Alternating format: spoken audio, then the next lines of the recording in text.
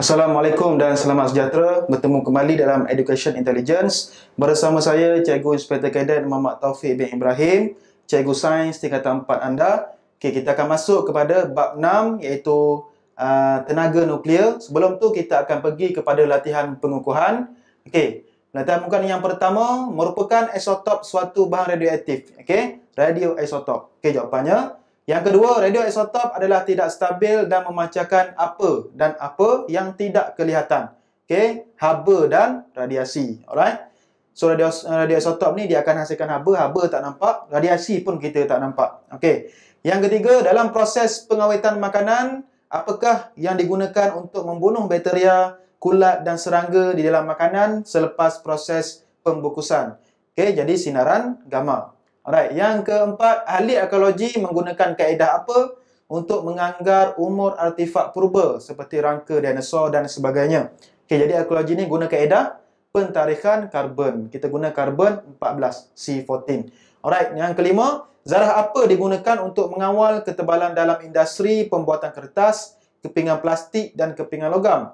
Okey, zarah beta diguna untuk mengawal ketebalan dalam industri buat kertas, buat kepingan plastik dan logam. Alright.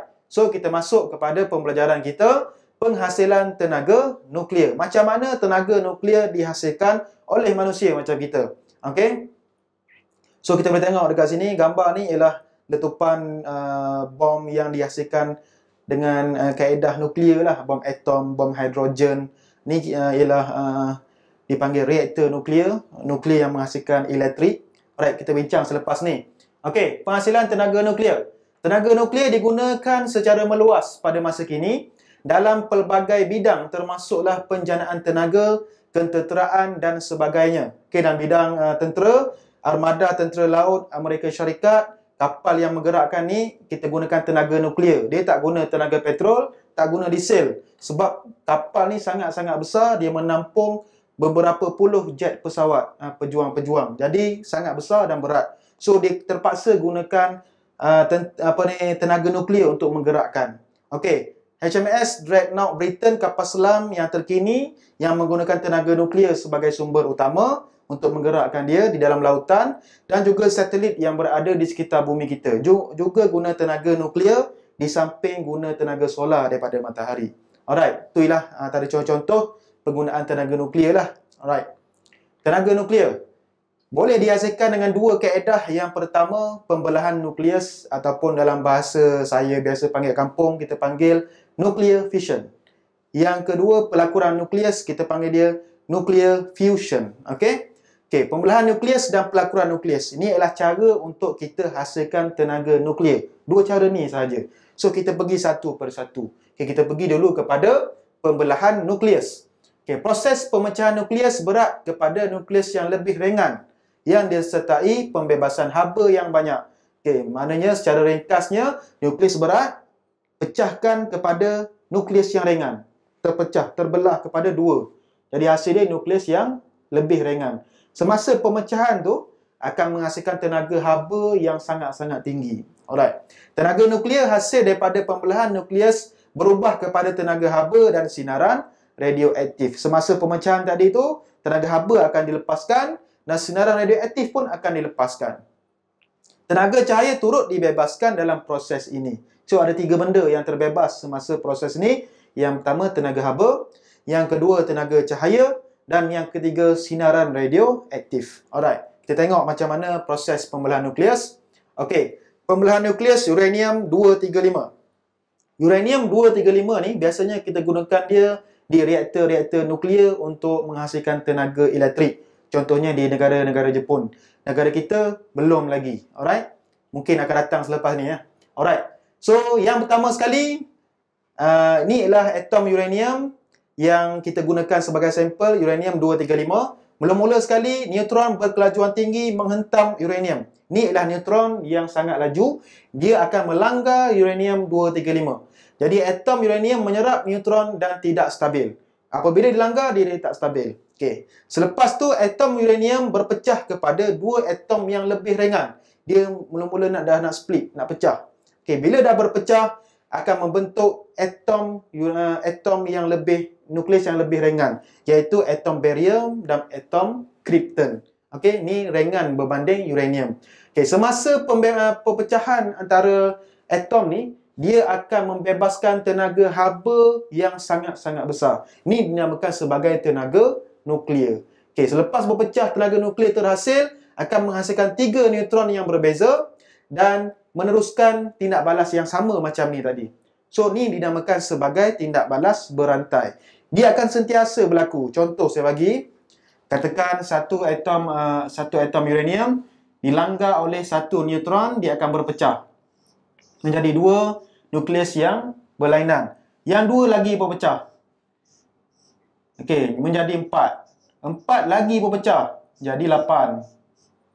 Seterusnya, sampailah seterusnya. Yang ni dinamakan sebagai tindak balas berantai. Sehinggalah jisim asal ni habis. Okey, sebab itulah kalau kita tengok letupan-letupan bom atom, dia memakan jarak yang sangat-sangat jauh sampai 7 kilometer.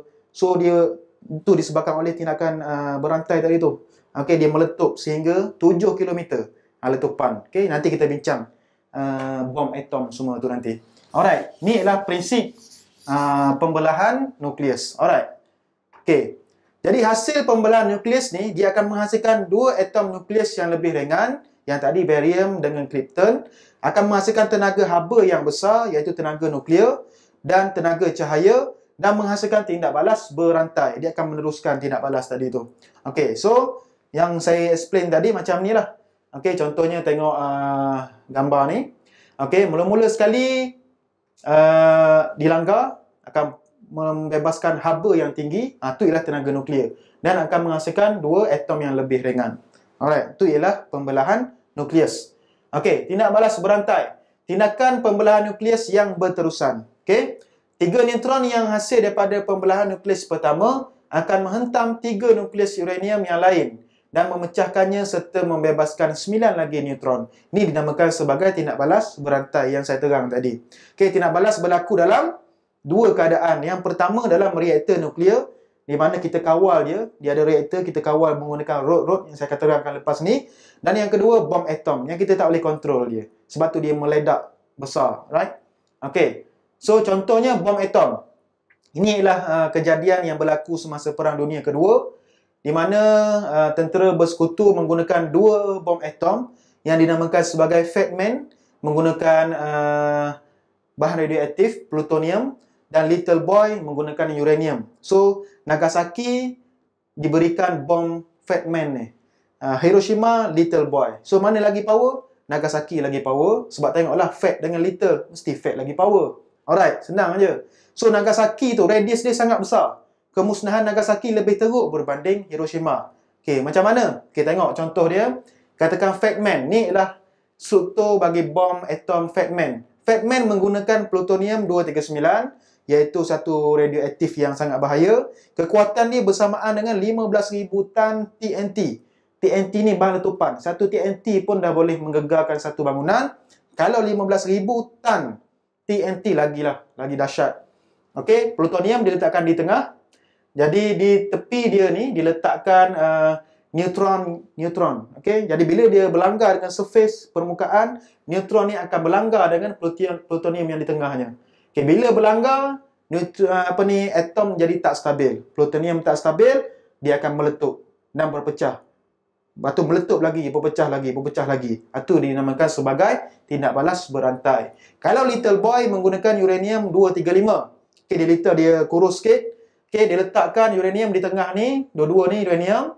Dan apabila Little Boy jatuh ke dasar, ke darat, dia akan menyebabkan cetusan kat sini. So dia akan meledak berterusan berantai. Kekuatan dia 21,000 tan TNT. Sorry, terbalik Fat Man 21,000, Little Boy 15. Sorry, terbalik. Okey, boleh saya adjust sikit kat sini. Fat Man 21,000. Little Boy 15,000. Jadi Fat Man lagi besar, dahsyat kemusnahan dia. Alright. Pelakuran nukleus. Habis kita pembelahan nukleus, kita pergi kepada satu lagi kaedah menghasilkan tenaga nuklear, iaitu pelakuran nukleus. Proses mencantumkan atau menggabungkan dua nukleus ringan untuk menghasilkan nukleus yang lebih berat di samping membebaskan tenaga. Dia sangat berbeza dengan pembelahan nukleus. Pembelahan nukleus kita belah dia. Kalau pelakuran nukleus kita gabung dia. Kalau yang belah dari berat jadi ringan. Tapi untuk pelakuran nukleus kita gabung dari ringan masuk jadi yang berat. So lagi power pelakuran nukleus, lagi dahsyat pelakuran nukleus. Suhu yang tinggi diperlukan dalam proses ini berlaku secara semula jadi di matahari, di mana teras matahari mempunyai suhu sehingga 15 juta darjah Celsius. So matahari tempat yang sesuai untuk melakukan pelakuran nukleus. Okey. Tenaga yang dihasilkan jauh lebih tinggi berbanding pembelahan nukleus. Sebab apa? Saya dah serang tadi. Sebab daripada ringan nak jadi berat. Jadi tenaga diperlukan lagi kuat. Jadi tenaga yang dihasilkan sangat-sangat besar berbanding dengan pembelahan. Pembelahan dari besar, dari berat ke ringan. Alright. Ni ialah pelakuran nukleus di mana atom tritium dan deuterium ni merupakan isotop bagi hidrogen. Jadi deuterium dengan tritium ni akan bergabung menjadi atom hidrogen. Dia akan mengeluarkan helium. So, dua atom ni akan bergabung. Bila masa dia bergabung, akan menghasilkan tenaga yang sangat besar. Dan hasilnya ialah helium dan neutron. Inilah yang berlaku di matahari. Macam mana matahari boleh menghasilkan tenaga beratus ribu juta tahun. Macam inilah proses pelakuran nukleus. Okey, pelakuran nukleus antara deuterium dan tritium. Okey, deuterium adalah isotop bagi hidrogen yang mempunyai satu proton dan satu neutron.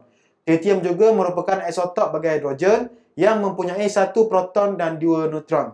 Proton mesti sama. Sebab tu namanya isotop.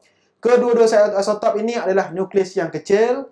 Pergabungan antara kedua-dua nukleus ini akan membentuk satu nukleus yang besar yang tidak stabil.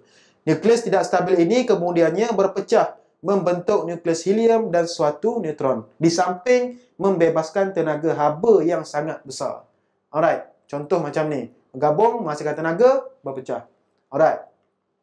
So macam inilah matahari menghasilkan tenaga dia. Berlaku kat mana? Berlaku kat tengah ni, teras matahari. Okey, pelakuran nukleus berlaku di teras matahari. Percantuman isotop hidrogen menghasilkan gas helium. Dua gas yang ada di matahari, gas helium dan gas hidrogen sahaja. Dia bertukar-tukar macam tu je. Tapi tenaga dia sangat-sangat besar. Alright. So kita pergi kepada latihan. Antara berikut yang manakah dihasilkan oleh pembelahan nuklear? So ada jawapannya, baru kita bincang tadi. Yang kedua, ini ialah proses pembelahan nuklear. Apakah bahan X? Okey, ni digunakan bahan X untuk melanggar ni. Apa itu X? Okey, ni ialah yang kita bincang tadi. Fatman, rajah di atas menunjukkan satu bom yang digunakan dalam Perang Dunia Kedua. Dia guna prinsip apa? Alright, so itu adalah 3 soalan yang saya tinggal untuk anda semua. Boleh terjawab. Untuk seterusnya, kita akan belajar tenaga nuklear dalam kehidupan manusia dan kesan penghasilan tenaga nuklear. Setakat itu saja. Terima kasih. Assalamualaikum warahmatullahi wabarakatuh.